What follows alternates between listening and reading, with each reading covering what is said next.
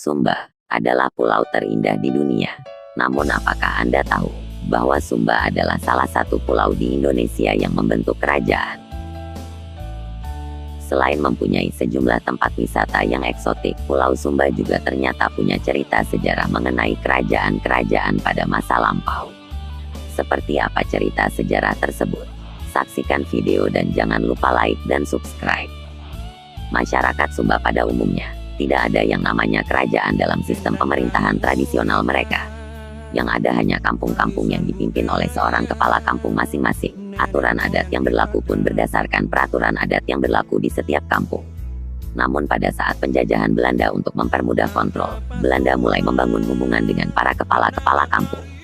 Mereka melakukan kontrak kerjasama, di mana setiap penguasa tradisional yang menandatangani kontrak, atau sering disebut kontrak plakat pendek atau korte verklaring, diakui secara resmi dan disebut raja, lalu diberi tongkat sebagai tanda kekuasaan. Dari sinilah kata toko atau tongkat menjadi populer. Ada dua jenis tongkat, yakni tongkat berkepala emas atau tokondoko yang diberikan kepada raja utama, dan tongkat berkepala perak atau dalam bahasa Sumba disebut toko amahokaka untuk raja bantu. Raja yang mendapat pengesahan dari pemerintah Belanda harus mengakui kedaulatan penguasa Belanda, dan salah satu tugas pentingnya adalah menarik pajak untuk kepentingan Belanda. Dengan demikian kedaulatan mereka sebetulnya telah berada di bawah penguasaan bangsa lain. Namun secara de facto raja-raja tersebut tetap berdaulat dan sangat dihormati oleh rakyatnya. Dan melalui mereka Belanda menancapkan kekuasaan kepada seluruh masyarakat. Pada mulanya ada kepala-kepala kampung yang tidak tunduk dan melawan kepada pemerintahan Belanda. Namun karena kekuatan militer yang kuat, mereka akhirnya menyerah dan tunduk pada kekuasaan Belanda. Kerajaan-kerajaan di Sumba. Sebelum tahun 1912, di wilayah Kodi terdapat dua kerajaan, yaitu Kodi Bokol dan Kerajaan Bangedo. Pada tahun 1915, wilayah Rara dan Ede dilepas dari Kerajaan Bangedo dan digabungkan dengan Kerajaan Wewewa. Begitu pula wilayah Gaura digabungkan dengan Kerajaan Lamboya. Pada tahun 1919, Raja Bangedo, Nri Jakanda, meninggal dunia dan digantikan oleh Ranggakura. Tahun 1929, Ranggakura digantikan oleh Raya Bokol sampai tahun 1931. Selanjutnya Kerajaan Bangedo digabung dengan Kerajaan Kodi di bawah kekuasaan Raja Kodi waktu itu, Derawula. Untuk wilayah Kerajaan Bangedo sendiri diangkat seorang Raja Bantu, yaitu Tariloge. Sewaktu beliau wafat digantikan oleh Hermanus Ranggahoro.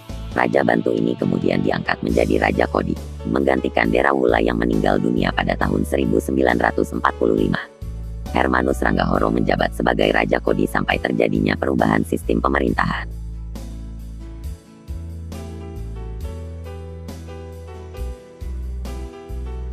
Kerajaan Wewewa dikukuhkan dengan korte verklaring tanggal 23 Desember tahun 1913. Kerajaan ini terdiri dari beberapa wilayah adat, yaitu Lewata, Mangutana, Baliloko, Pola, Buemangura, Taworara, Rara, Ede, dan Tanamaring. Pada saat korte verklaring ditandatangani, yang menjadi raja adalah Mete Umbupati. Setelah meninggal dunia beliau digantikan oleh putranya, Mbulu Engge.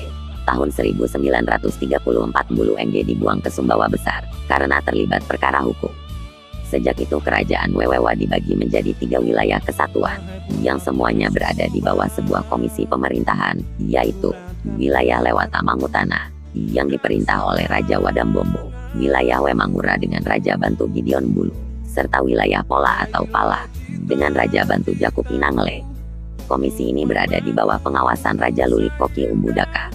Setelah kembali dari pembuangan, Mbulu Engge kembali terpilih menjadi Raja Wewewa, sampai terjadinya perubahan sistem pemerintahan di tahun 1962. Kerajaan Lauli atau Loli dikukuhkan dengan korte verklaring tanggal 25 April tahun 1923. Kerajaan Lauli terdiri atas 3 wilayah adat, yakni Lauli Bodo, Lauli Bawa, dan Waibangga. Sebelum tahun 1912 Raja Kerajaan Lauli adalah Umbu Mailu Beku, kemudian digantikan oleh Dangilade, Raja Lauli Bawah. Setelah Raja Dangilade meninggal dunia di tahun 1920, di masing-masing wilayah adat diangkat seorang raja kecil atau Raja Bantu, Regent, tersendiri, yakni Raja Todaleru untuk wilayah Lauli Bodo, Raja Kebabuningani di wilayah Laulibawa dan Raja Giku Umbulika untuk wilayah Waibangga. Ketiganya merupakan suatu komisi pemerintahan kerajaan Lauli. Pada tahun 1927 Raja Bantululibawa Kebabuningani digantikan oleh Raja Koki Umbudaka. Raja Giku Umbulika dari Waibangga digantikan oleh Raja Ledemude. Pada tahun 1932 Raja Koki Umbudaka menjadi raja untuk seluruh kerajaan Lauli, sampai komisi pemerintahan kerajaan Lauli dihapus. Namun untuk wilayah Waibangga masih diangkat seorang raja bantu yaitu Datogoro, menggantikan Raja Ledemude.